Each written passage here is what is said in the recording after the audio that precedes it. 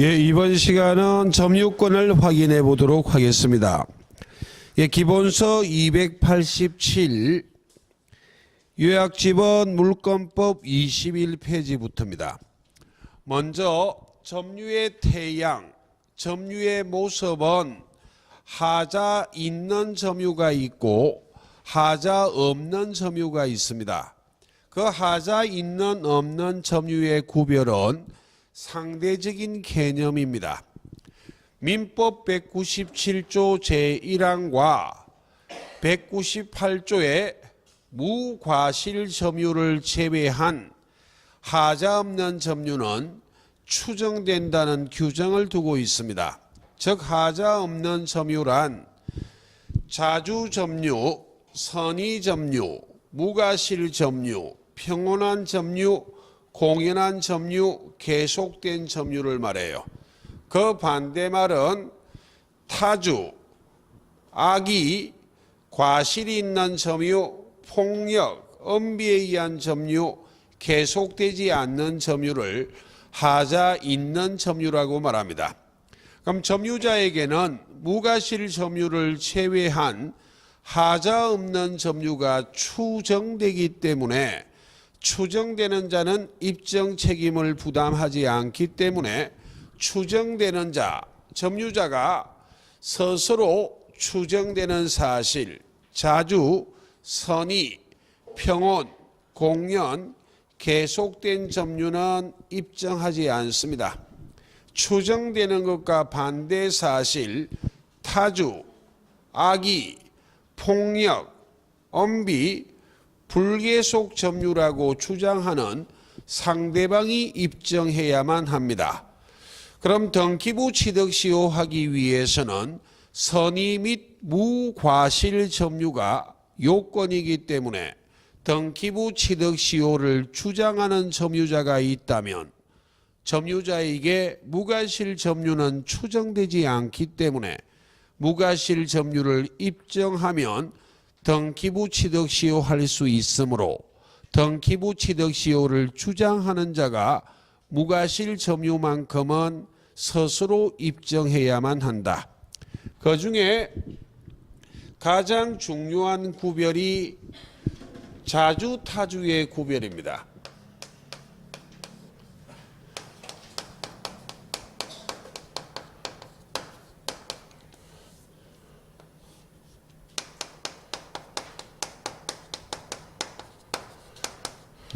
먼저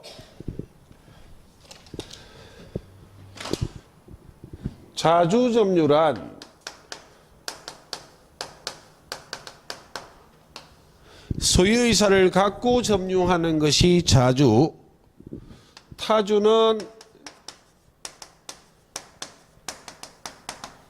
소유의사 없이 점유하는 게 타주인데 이 자주 점유의 소유의 의사란 소유권이 있다고 믿고 점유하는 것을 의미하지 않는다. 어떤 이유에서건 점유하여 소유자처럼 점유하겠다. 내 것처럼 점유하겠다.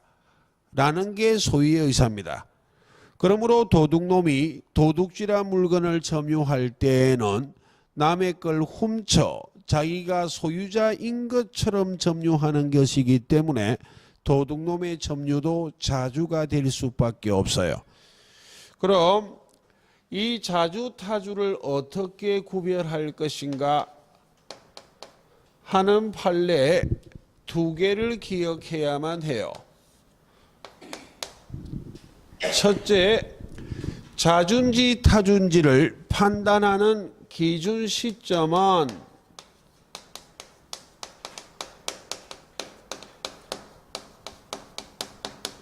점유를 개시, 점유를 시작할 당시를 기준으로 판단하지 그 이후의 사정은 고려하지 않습니다. 그럼 여기에 관계된 판례, 점유를 할 때부터 매매계약이 무효라는 사실을 잘 알면서 매수하여 점유하고 있다면 소유권을 취득하지 못한다는 사실을 잘 알면서 매수하여 점유하고 있기 때문에 자주다 타주다 타주예요. 근데 매매하고 매수인이 점유를 개시할 당시에는 매매계약이 무효라는 것을 몰랐습니다. 그 이후에 무효란 것을 알게 되었다면 매수인의 점유는 자주 타주 자주예요. 두 번째, 권한의 성질상 외형적 객관적으로 판단하여 결정하는 것이지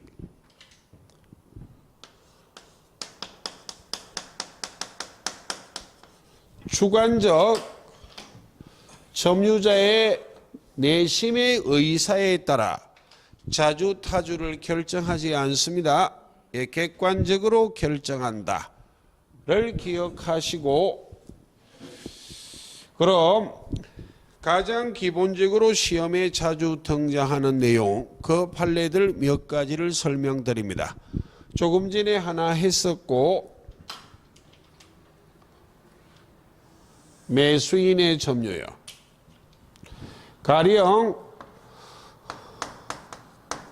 어떤 토지를 소유하는 갑이 있고 현행법이 이 토지를 처분할 때 매매 등을 할 때 사전에 허가를 얻어 매매하라 라는 규정이 있음에도 불구하고 매도인이 허가를 얻지 않고 매매했다면 아무리 자기 소유 토지라도 법률 자체가 사전에 허가를 얻고 매매하세요 라고 규정하고 있다면 허가를 얻지 않는 상태라면 매도인은 처분 권한이 없는 거예요.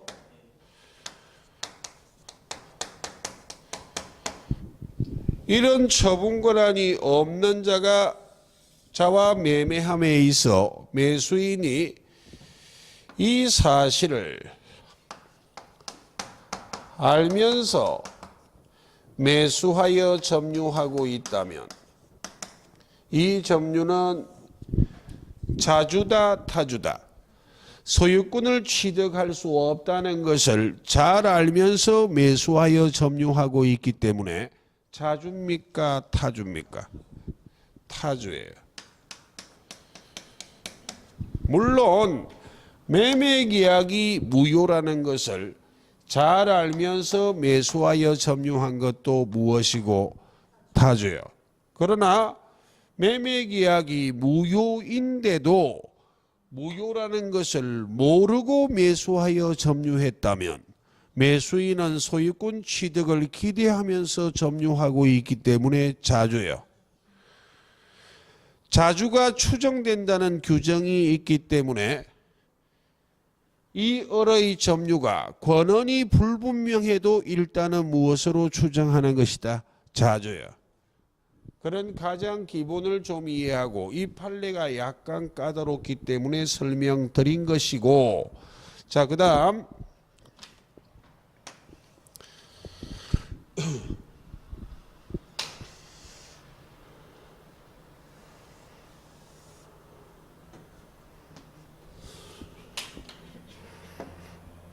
A가 소유하는 토지와 갑이 소유하는 토지가 있고 갑이 여기다가 담장이나 울타리를 치고 있어요.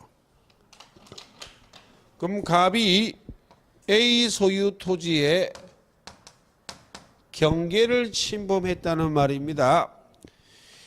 이 상태에서 갑을 간의 매매 계약 등을 하고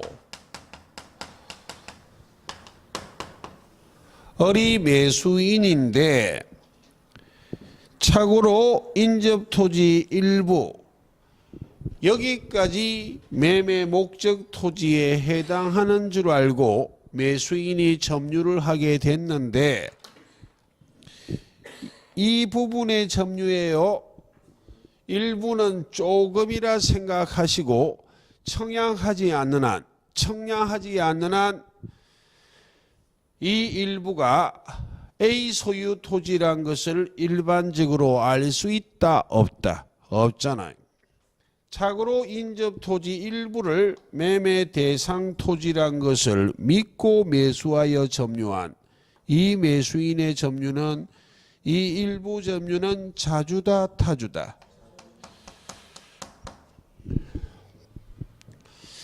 근데 공구상 면적을 상당히 초과할 수 있어요. 좀 과장되게 하면 A 소유 토지와 갑이 소유하는 토지가 있고 갑이 경계를 침범했는데 공구상 면적을 상당히 초과했다는 말은 과장되게 엄청나게 초과했다고 이해를 하시면 돼요. 그때 갑과 이 토지를 매매하여 점유하고 있는 매수인 을의 점유, 이 부분까지 매수한 토지라 믿고 점유를 해도 이 부분이 공구상 면적을 상당히 초과하고 있다면 매수인 을은 청량하지 않아도 이상하다는 걸 알 수 있다 없다? 있기 때문에 이 부분의 점유는 무엇이 된다? 타줘요. 그래서 일부 공구상 면적이 상당히 초과를 구별 좀 하시고 그 다음에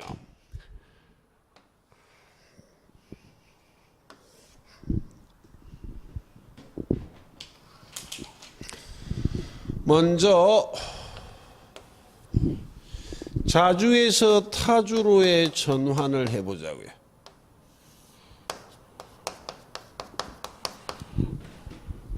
자주에서 타주로의 전환이란 말과 변경이란 말은 같은 의미입니다. 자, 대표적인 예예요.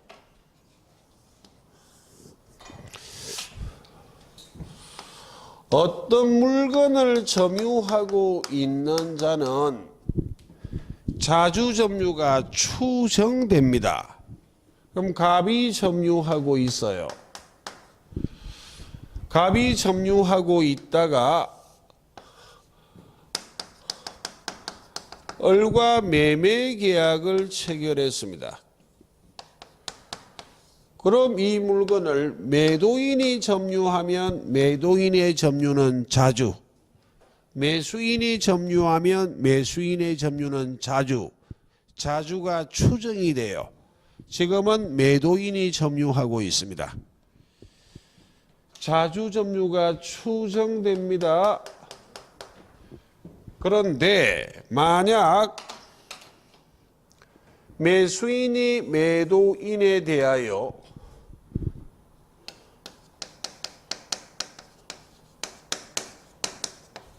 대금을 완납하고 매도인이 매수인에 대하여 목적물 인도 의무를 부담지는 순간부터 이 매도인의 점유는 무엇으로 달라지는 것이다? 또한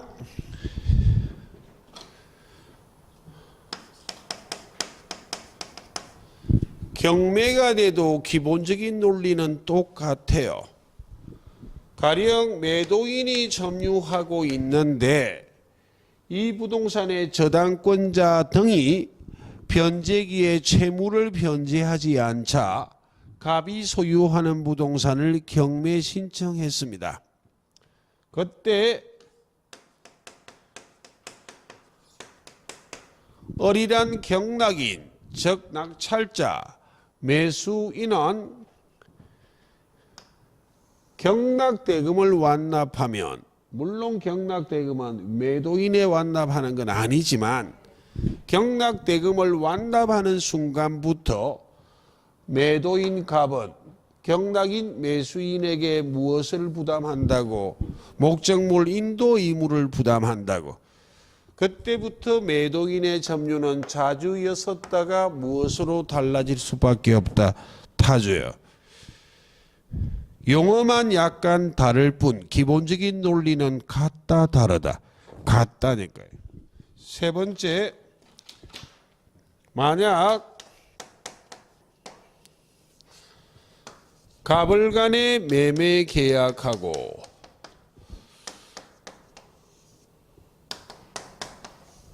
목적물을 인도하여 매수인이 점유하고 있어요. 그럼 매도인이 점유하든 매수인이 점유하든 어떤 물건을 점유하고 있는 자의 점유는 자주점유가 추정이 됩니다. 그런데 이 매수인이 매매 계약에 따른 채무를 이행하지 않아 매도인이 매매 계약을 해제를 해버렸다고. 해제해버리면 매수인의 점유가 자주에서 무엇으로 달라지는데? 타주요. 매매 계약은 소급하여 무효가 되지만 매수인의 점유가 타주가 되는 시점은 1번 매매 계약을 체결한 1월 1일부터다. 아니다. 2번 매수인에 대하여 해제의 의사표시를 한 2월 14일부터다. 1번입니까? 2번입니까? 1번 하면 안 됩니다. 해제를 하면 매매 계약은 소급하여 무효가 되지만 매수인의 점유가 타주가 되는 시점은 해제하겠다는 의사표시가 귀 속에 쏙 들어왔을 때 타주가 된다고. 쏙 들어오는 시점이 언제다? 해제예요. 이거는 간혹 붙어도 물어봅니다. 언제부터 타주가 되는 것이다?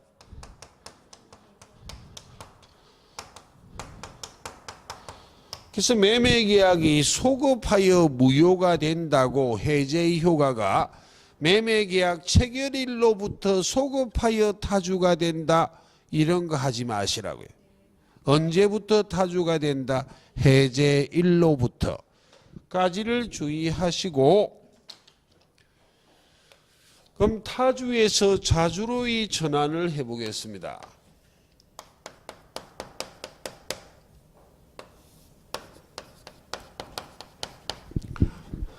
타주 점유가 자주 점유로 전환, 즉 변경이 되기 위해서는 두 가지 중에 한 가지 요건을 갖추어야만 해요.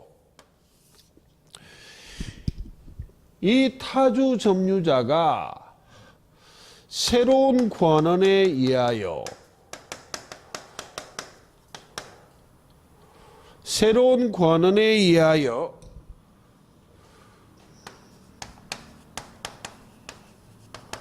소유의사를 갖고 다시 점유를 개시하거나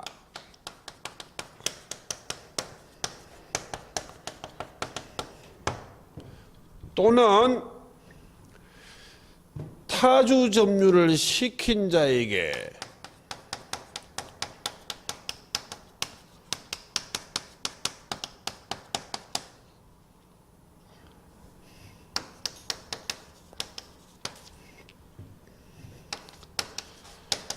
소유의 의사를 표시하거나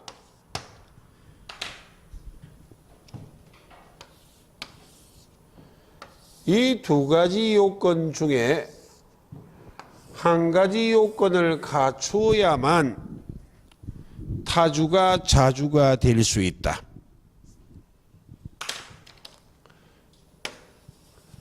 이때 새로운 권한은 매매 등을 말하지 상속이 새로운 권한이 될 수는 있다 없다? 없어요. 가령 대표적인 예를 하나 든다면 임차인의 점유는 권한의 성질상 외형적 객관적으로 타주예요. 근데 임차인이 그 점유하는 물건을 매수하여 매수인으로 소유의사를 갖고 점유를 다시 개시하면 그때부터는 타주가 무엇으로 달라질 수 있고? 자주요. 타주 점유를 시킨 자에게 소유의사를 표시하면 돼요. 여기에 관계된 판례가 몇 가지가 있어요. 자, 먼저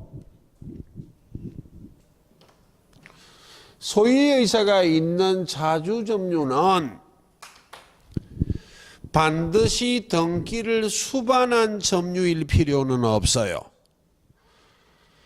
매수인의 점유는 자주가 추정이 되는데 매수인의 점유가 자주가 추정이 되기 위해서 반드시 소유권 이전 등기해야만 한다? 안 해도 된다? 안 해도 돼. 반드시 등기를 수반한 점유일 필요는 없다. 매수인의 점유는 객관적으로 자주로 추정되는 것이지 등기가 되지 않아도 자주로 추정된다는 말입니다. 그럼 타주 점유자가 타인의 토지에 소유권 이전 등기했다는 그 이유만으로 소유의사를 표시했다고 본다 안 본다? 안 본다니까요. 대표적인 예, 임차인의 점유는 객관적으로 타주예요. 임차인이 그 점유하는 토지를 시효취득하기 위해서 소유자 몰래 소유권 이전 등기를 했다고. 등기했다는 이유만으로 타주 점유를 시킨 자 임대인에 대하여 소유의사를 표시했다고 본다 안 본다? 안 본다니까. 그럼 임차인의 점유는 그대로 타주지 자주로 변경이 되지 않기 때문에 시효취득은 주장한다 못한다? 못해요. 그런 식으로 주장한 사례가 있었다고. 또한 타주 점유자가 타인의 토지에 건물을 짓고 건물을 건축물 대장에 등록했다는 그 이유만으로 소유의사를 표시했다고 본다 안 본다? 안 본다고. 그렇게 시효취득을 주장하려고 시도한 자가 있었어. 토지 소유자가 별 관심이 없어 보이니까 날로 먹기 위해서 타주 점유자가 그 위에 딱 건물 짓고 건축물 대장에 등록한 다음 소유의 의사를 표시한 것처럼 주장했다가 개갱한 사건이에요. 패소했다고. 이런 것도 있어요. 타주 점유자가 임차인 등이 남의 토지에 과수나무를 심고 그 위에 건물을 농막으로 이용했다. 이런 이유만으로 소유의사를 표시했다고 본다 안 본다? 안 보기 때문에 타주가 자주가 될 수는 있다 없다? 없다. 그런 판례들이 간혹 지문에 등장합니다. 그럼 여기에 관계된 사항 중 이 부분의 판례를 시험에 자주 물어봅니다.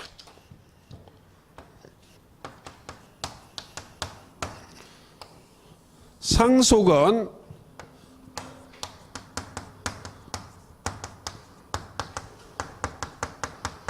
점유의 분리를 허용하지 않아요.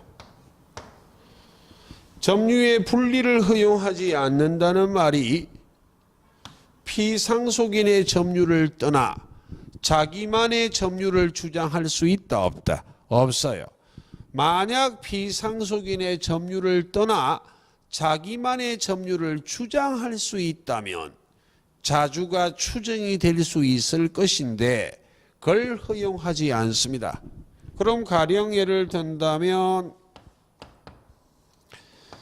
갑과 A가 임대차하고 있습니다. A가 임대인, 갑이 임차인.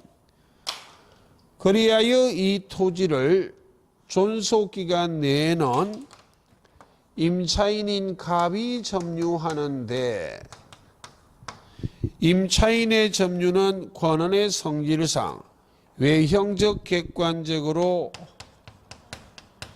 타주가 될 수밖에 없어요. 근데 갑이 사망을 하셨다고 상속이 개시되었습니다.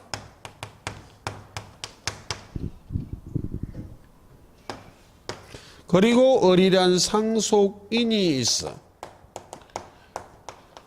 그럼 상속인은 피상속인의 점유를 떠나 자기만의 점유를 주장할 수 없기 때문에 피상속인의 점유가 타주라면 상속인의 점유도 무엇이 될 수밖에 없다?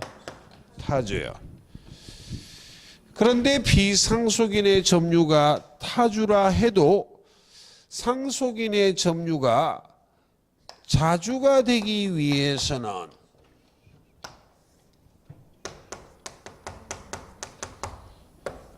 매매 등을 하고 상속인 을이 매수인으로 자기의 고유의 점유를 개시했다면 그때는 비상속인의 점유가 타주라 해도 상속인의 점유가 무엇이 될 수 있다? 자주요. 근데 여기에 새로운 권한은 매매 등을 말하는 것이지 단지 상속이 개시되었다는 그 이유만으로 피상속인의 점유가 타주인데 상속인의 점유가 자주가 될 수는 있다 없다? 없다. 그 말이 상속은 새로운 권한이 될 수 있다 없다? 없다. 이렇게 말해요. 자, 그 다음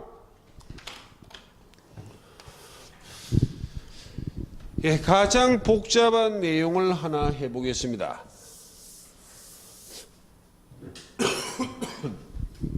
이해를 잘 하셔야 됩니다. 갑이 어떤 물건의 진정한 소유자예요. 그런데 이 갑의 물건을 을이 점유하고 있습니다.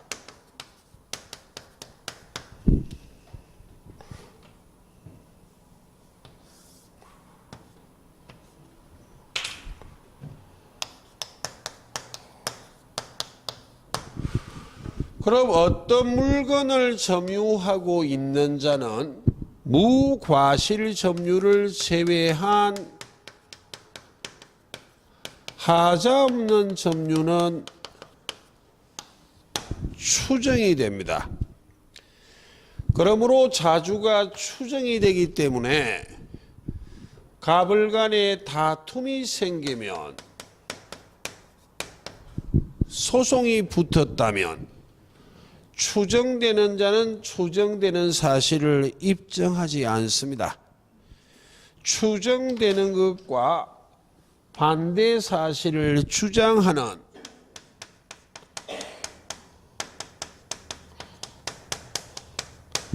타주를 주장하는 상대방 진정한 소유자가 왜 타주인지를 입증해야만 한다. 이때 이 추정을 깨트리기 위한 입증은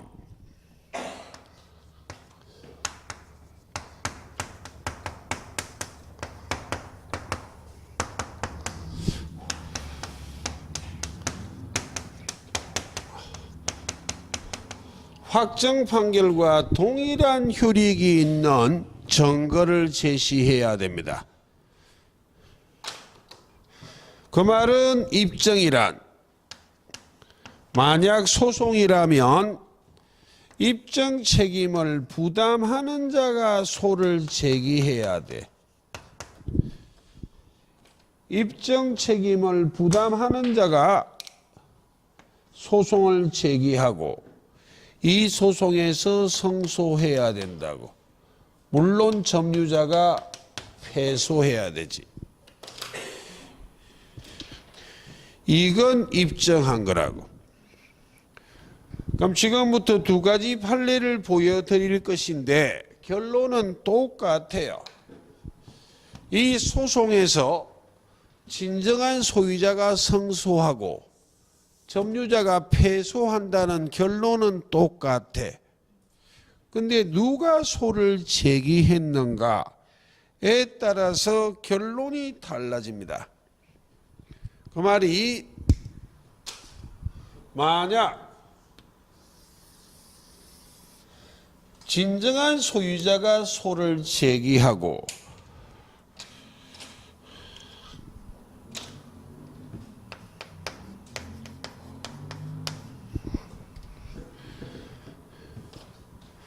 진정한 소유자가 승소하였다. 즉 점유자가 패소하였다 라는 말이 오면 타주를 입증한 것이다, 입증하지 않는 것이다. 입증한 거예요. 그럼 자주점유의 추정이 깨지고 무엇이 되는 것인데 타주예요. 타주가 되는 시점은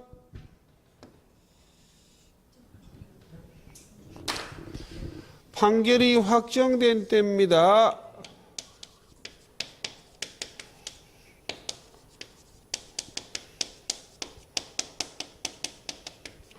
그럼 거꾸로 해보겠습니다.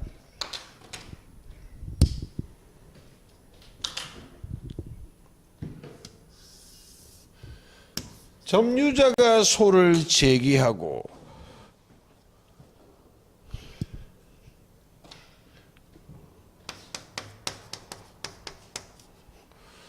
진정한 소유자가 승소하고 점유자가 패소했다는 결론은 똑같아요. 그 경우 점유자가 입증 책임을 부담하지 않기 때문에, 즉 진정한 소유자가 입증해야 되기 때문에 아무리 점유자가 소송을 제기하고 패소했다 할지라도 갑이 타주를 입증한 것이다, 아니다, 아니라니까요. 그 말은 점유자의 자주점유의 추정은 깨진다, 안 깨진다? 안 깨져요. 그대로 자주입니다. 왜? 점유자가 입증 책임이 있다, 없다? 없어. 추정을 깨트리기 위한 입증이란 입증 책임을 부담하는 자가 소송을 제기해야 돼. 되겠습니까? 그래서 뒤에 따라오는 결론은 똑같기 때문에 줄여서 기억하자. 소송에서 점유자의 자주점유의 추정이 깨지는지 안 깨지는지는 누가 소를 제기했는지만 구별하면 된다고. 진정한 소유자가 소를 제기했습니다. 자주점유의 추정은 깨집니까, 안 깨집니까? 깨져요. 타주가 돼. 점유자가 소송을 제기했습니다. 자주점유의 추정은 깨진다, 안 깨진다? 안 깨져요. 그걸 좀 구별하고, 두 번째는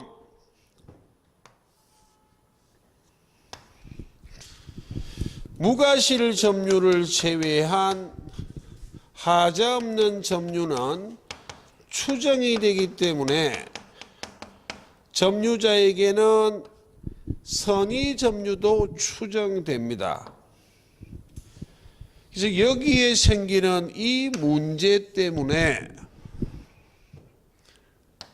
민법 197조 제2항은 조문 암기할 필요 없습니다.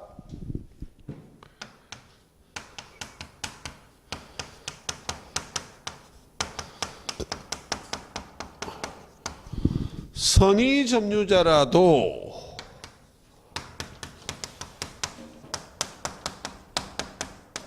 본건에 관한 소에서 패소한 때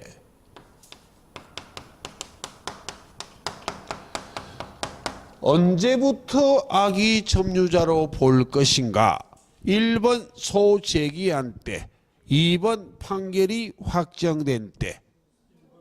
예, 고맙습니다.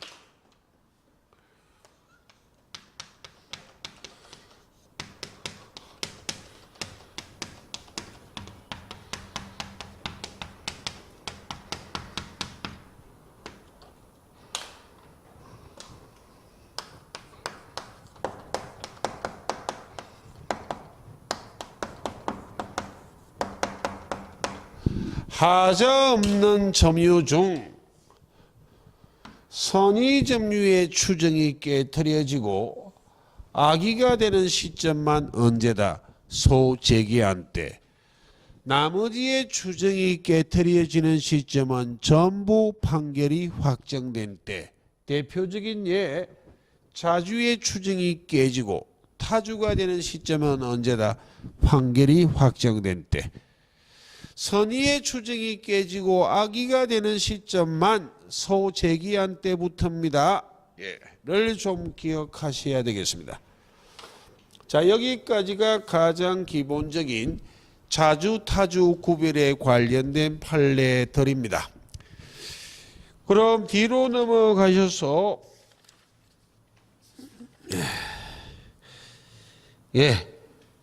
요약집은 27페이지 테마 10번 거기에 큰 2번 점유자와 회복자의 관계예요. 기본서는 295페이지 큰 2번 점유자와 회복자의 관계. 지금부터 점유자와 회복자의 관계를 설명드리겠습니다.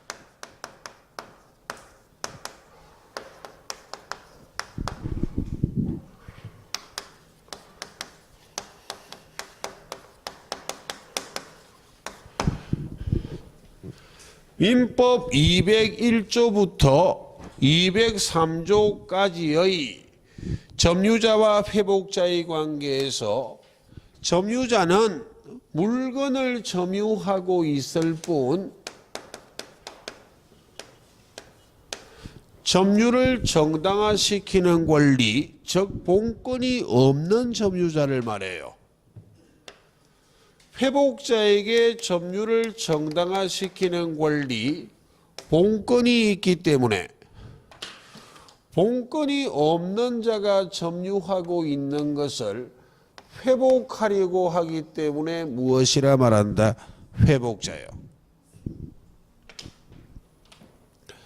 첫째 201조예요. 점유자의 과실수취권, 달리 과실취득권. 제1항은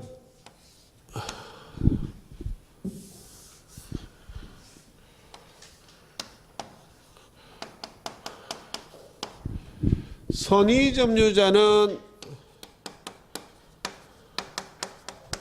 과실을 취득할 권리가 있다. 제2항은 악의 점유자는 과실수취권이 없다. 그러므로 선의 점유자가 과실을 취득한 것은 법률상 원인 없이 이득을 취득한 부당이득이 아니다. 부당이득이 아니기 때문에 회복자에 대하여 부당이득 반환 의무는 부담합니까? 안 하잖아요. 그럼 악의 점유자는 과실수취권이 없기 때문에 과실을 취득했다면 법률상 원인 없이 이득을 취득, 부당이득한 것이기 때문에 부당이득 반환 의무를 부담해요. 그런데 점유자의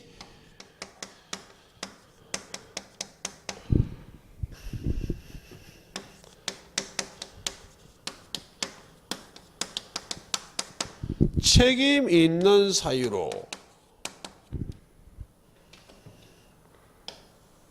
책임 있는 없는 구별해야 됩니다. 과실을 수취하지 못했거나 또는 과실을 훼손시켰다면 그때 과실의 대가를 보상해야만 한다.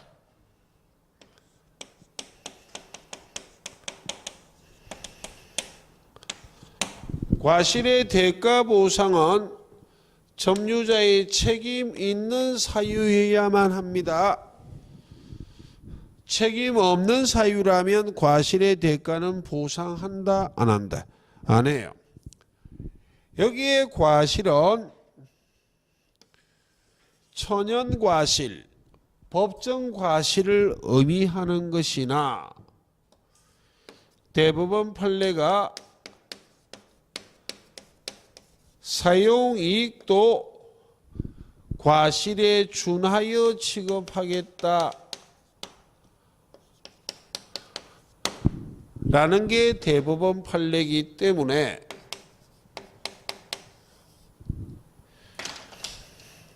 점유자가 점유하는 물건을 사용하여 이익을 얻은 것도 과실처럼 취급하기 때문에 부당이득 반환 의무는 부담한다, 안 한다? 안 한다. 제3항 폭력 음비에 의한 점유자는 전항의 규정을 준용한다고 되어 있기 때문에 설옥선이라 할지라도 폭력 음비에 의한 점유자는 악의 점유자처럼 취급하기 때문에 과실을 수취할 권리 없습니다. 예. 이게 201조예요. 그럼 이 부분에서 구별의 실익 이런 말을 많이 물어보거든. 결론이 일치하는 것은 구별 실익 없는 거예요. 결론이 일치하지 않는 것은 구별할 실익이 있는 겁니다. 선의 점유자는 과실 수취권이 있고 악의 점유자는 없다. 선악은 결론이 같다, 다르다. 다르기 때문에 점유자의 과실 취득권은 선악을 구별할 실익이 있습니까? 없습니까? 있잖아요. 되겠죠? 그 다음 202조입니다.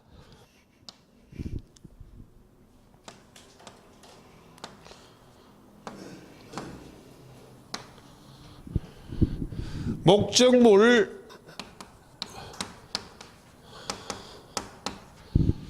멸실훼손에 대한 책임.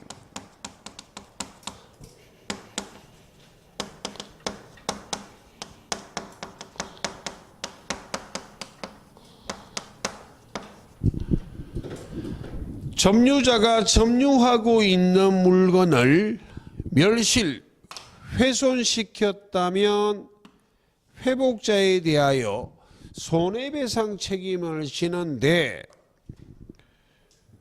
이 목적물의 멸실훼손이 점유자에게 아무 잘못이 없다면 회복자에게 책임을 지는 건 이상하잖아요. 이건 점유자의 잘못이 있어야 됩니다.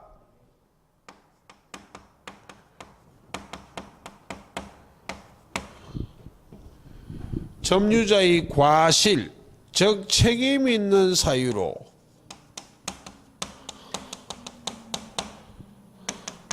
즉 점유자의 잘못으로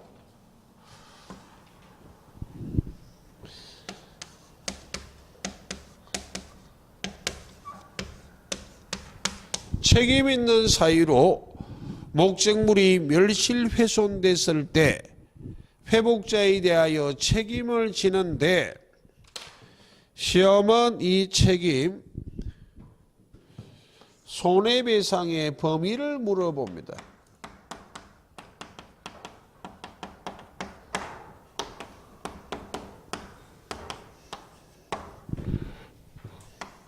하나만 기억하시면 됩니다. 선의이면서 소유의사가 있는 자주점유자만 이익이 현존하는 한도 내에서 현존이익만 손해배상하지만 나머지는 그밖의 사례는 손해 전부 배상합니다.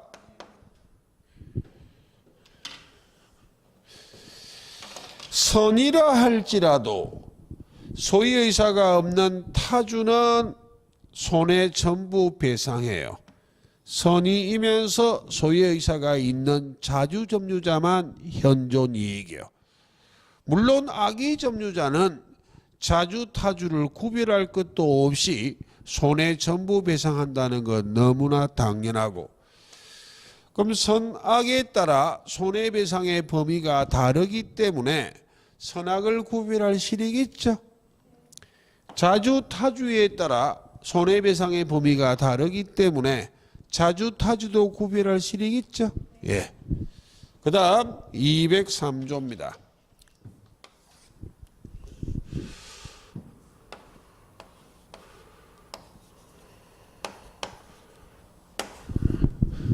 예, 점유자의 비용상한 청구권입니다.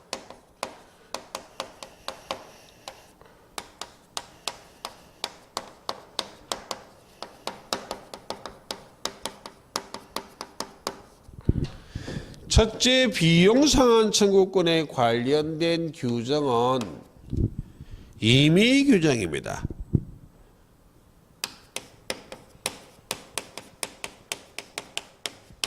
당사자의 약정으로 배제할 수 있어요. 또한 이 비용상한 청구권은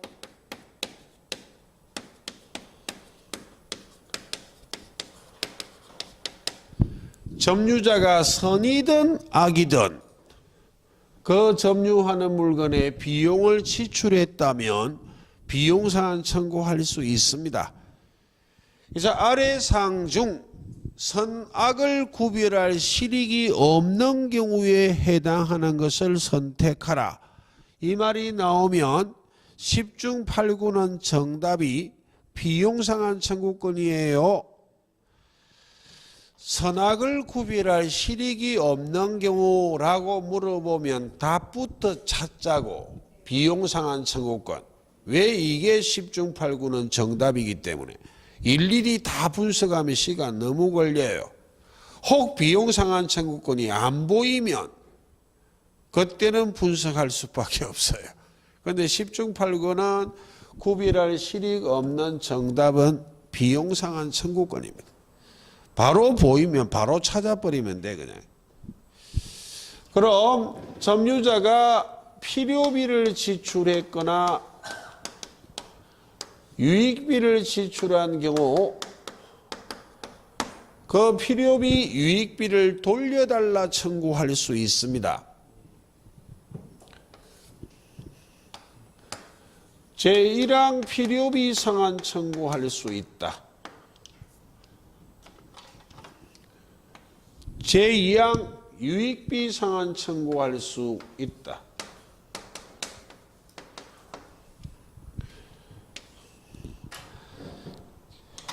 제1항 필요비 상한 청구할 수는 있지만 점유자가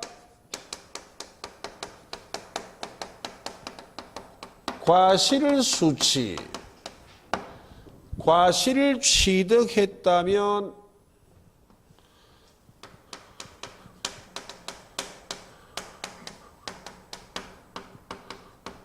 통상의 필요비 상한 청구하지 못한다.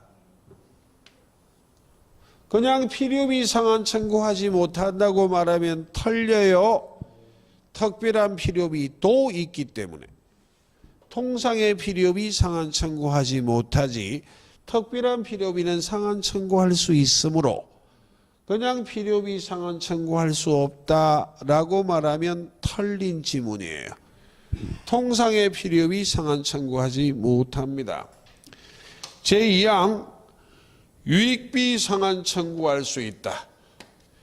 이 유익비는 여기뿐만 아니라 언제나 유익비는 가치를 증가시킨 비용은 가액의 증가가 현존한 경우에 하나여 유익비 상한 청구할 수 있습니다. 가액의 증가가 현존할 때 유익비 상한 청구할 수는 있지만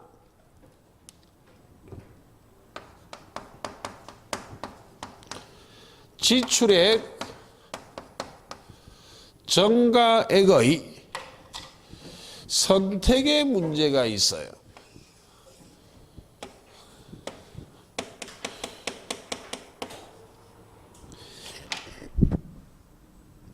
민법에서 선택에 문제가 생기면 대원칙은 부담을 줄이기 위해서 의무를 부담하는 자가 선택하는 게 대원칙입니다. 회복자는 유익비 상한 의무, 점유자는 유익비 상한 청구권, 의무를 부담하는 자가 회복자입니까? 점유자입니까? 예? 1번 회복자다. 2번 점유자다.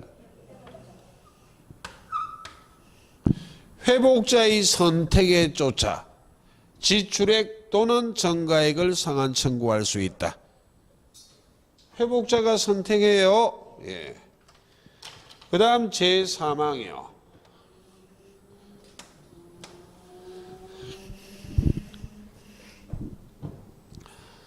이 유익비는 필요비와 달리 많을 수도 있기 때문에 사망을 두고 있어요. 사망은 전항의 경우에 명문의 규정으로 유익비에만 적용한다는 규정을 두고 있어요. 필요비에는 지금부터 하는 것은 적용하지 않습니다. 유익비는 많을 수도 있기 때문에 제3항에서 회복자의 청구에 의하여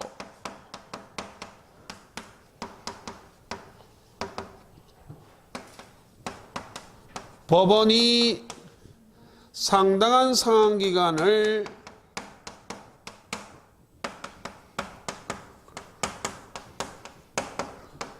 허여할 수 있다라는 규정을 두고 있습니다.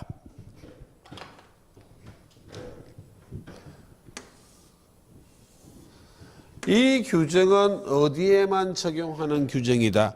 유익비요. 왜 법원이 상당한 상환기간을 허여하는가? 이 비용상환 청구권이란 권리는 점유하는 물건에 관하여 생긴 채권이기 때문에 점유자가 필요비, 유익비를 지출했음에도 불구하고 회복자가 이 비용을 상환하지 않는다면 점유자가 유치권을 행사할 수 있어요.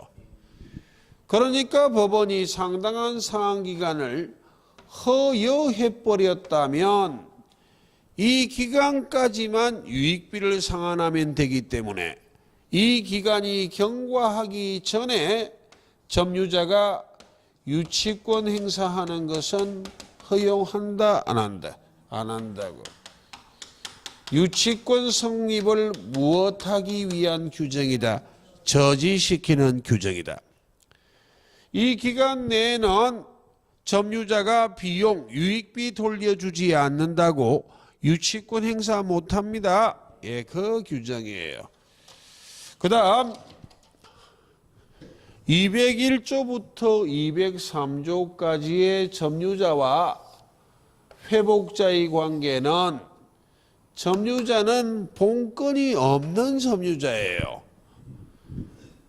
그러므로 언제 비용 상환 청구할 수 있을 것인가? 본건이 없다는 말은 달리 적법한 계약 관계가 없다는 말입니다. 적법한 계약 관계가 없기 때문에 계약 관계가 종료한 때 비용 상환 청구한다 이런 말을 써서는 안 돼. 계약 관계가 없어요. 회복자가 점유자에게 내 물건 돌려주세요 라고 반환 청구하면 점유자가 그 반환 청구를 받았을 때 예, 당신 물건은 돌려드리겠습니다. 그러나 당신 물건에 내가 비용을 지출했기 때문에 비용을 돌려주셔야 되겠습니다. 라고 점유자가 회복자에 대하여 점유하는 물건을 돌려달라고 반환 청구받았을 때 무엇을 청구하는 것이다? 비용상환 청구권. 그럼 비교한다면 임대차요. 임차인도 점유자지만 본권, 임차권이 있는 점유자잖아. 그러니까 이 규정 203조는 적용한다, 안 한다? 안 한다니까. 그 계약관계에 따른 법리나 법이론이나 법 규정을 적용한다고. 임차인이 비용을 지출하면 민법의 임대차에 관한 규정을 적용하지 203조는 적용한다, 안 한다? 안 하기 때문에 임차인은 필요비 지출하면 지출한 즉시 유익비를 지출하면 가액의 전가가 현존해야 되기 때문에 임대차가 종료한 때 되겠습니까? 그리고 누구에게 비용상환 청구할 것인가? 본권이 없다는 말은 이 점유자는 적법한 계약관계가 없어요. 비교하여 적법한 계약관계를 가진 점유자 임차인은 임대차에 관한 규정을 적용해요. 적법한 계약관계가 있기 때문에 임차인은 비용을 지출했을 때 원칙 누구에게 비용상환 청구해야 된다? 적법한 계약관계의 상대방인 임대인에게 청구하는 게 원칙이에요. 그런데 201조부터 203조까지의 점유자는 적법한 계약관계를 갖지 않는 점유자이기 때문에 누구에게 비용상환 청구할 것인가? 비용 지출할 당시의 소유자가 누구이었는지는 관계없어요. 점유를 회복하려고 하는 회복자, 그자가 내 물건 돌려주세요라고 반환 청구하면 그자에게 무엇을 청구하는 것이다? 비용상환 청구권. 그러므로 어려운 판례 하나요. 유치권이 성립하고 존속하기 위해 점유해야 되는데 유치권자의 점유는 불법 점유는 아니고 적법 점유는 맞지만 법률 규정에 따라 유치권이 성립했지 계약관계에 따라 유치권은 성립했다 안 했다? 안 했기 때문에 유치권자의 점유가 불법 점유란 말이 아니지만 적법한 계약관계를 갖지 않는 점유자라고. 그래 유치권자가 비용을 지출하면 무엇에 따라 비용상환 청구해야 돼? 203조에 따라. 이해하겠습니까? 법정 담보 물건이지 약정 담보 물건이 아니기 때문에 계약관계를 갖지 않았다 이런 말을 무조건 불법 점유로 몰아가서는 안 돼요. 유치권자의 점유는 적법 점유지만 법률 규정에 따라 점유하고 있는 것이지 약정, 계약에 따라 점유한다 안 한다? 안 하기 때문에 유치권자의 점유도 적법한 계약관계가 없는 점유자예요. 그러니까 비용상환 청구는 유치권자, 계약관계의 상대방 이런 말을 쓸 수가 없잖아. 그러니까 203조에 따라 비용상환 청구할 수밖에 없다. 유치권자도. 그런 논리가 됩니다. 자, 그럼 이번 시간은 여기까지. 잠시 쉬다가 점유보호 청구권을 설명드리도록 하겠습니다. 예, 잠깐만 쉬겠습니다.